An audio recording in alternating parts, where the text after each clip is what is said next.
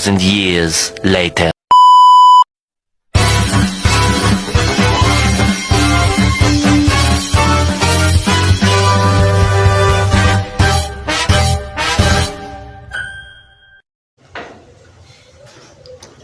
Shalom dan selamat sejahtera bagi kita semua.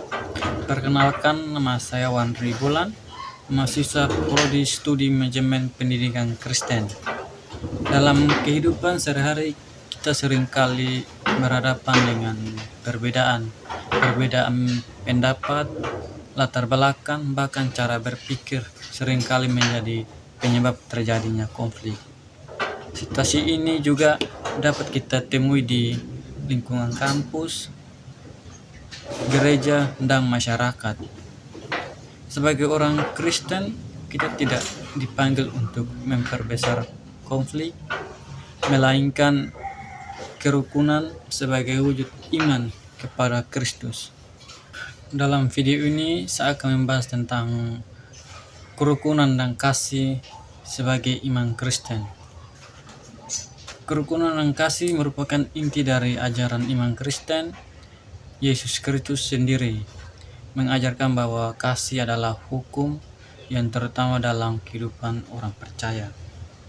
Dalam Injil Matius pasal 22 ayat 37 sampai 39, Yesus berkata, "Kasihilah Tuhan Allahmu dengan segenap hatimu, dan kasihilah sesama manusiamu seperti dirimu sendiri."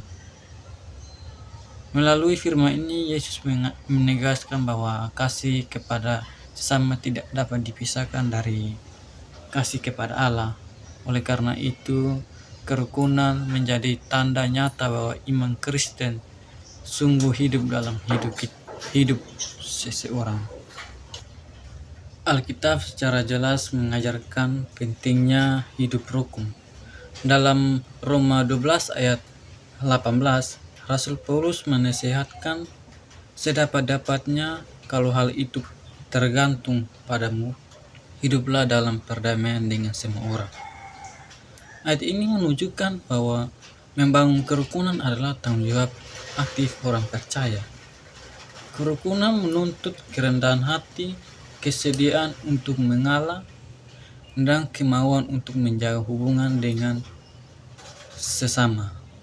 Selain itu, dalam Galatia ayat 2 dikatakan, "Bertolong-tolonglah menanggung bebanmu." Firman Tuhan ini mengajarkan bahwa kasih tidak hanya diucapkan, tetapi diwujudkan melalui tindakan nyata, seperti saling membantu dan peduli terhadap sesama. Dalam kehidupan mahasiswa, nilai kerukunan dan kasih dapat diterapkan melalui sikap saling menghormati, bekerja sama dalam tugas kelompok, serta menghargai perbedaan pendapat. Ketika terjadi perbedaan, orang Kristen dipanggil untuk menyelesaikannya dengan cara yang damai, bukan dengan emosi atau kekerasan. Sikap kasih membantu kita untuk melihat sesama sebagai saudara, bukan sebagai lawan. Dengan demikian, iman Kristen tidak hanya dipahami secara teori, tetapi diwujudkan melalui sikap dan tindakan sehari-hari. Melalui iman kepada Yesus Kristus, kita dipanggil menjadi pembawa damai di tengah dunia yang penuh perpecahan. Kerukunan dan kasih bukanlah pilihan, melainkan panggilan hidup setiap orang percaya. Kiranya melalui tindakan sederhana yang dilandasi kasih, kita dapat membangun kerukunan di lingkungan kampus, gereja, dan masyarakat, sehingga nama Tuhan dipermuliakan. Sekian dan terima kasih. Tuhan Yesus memberkati.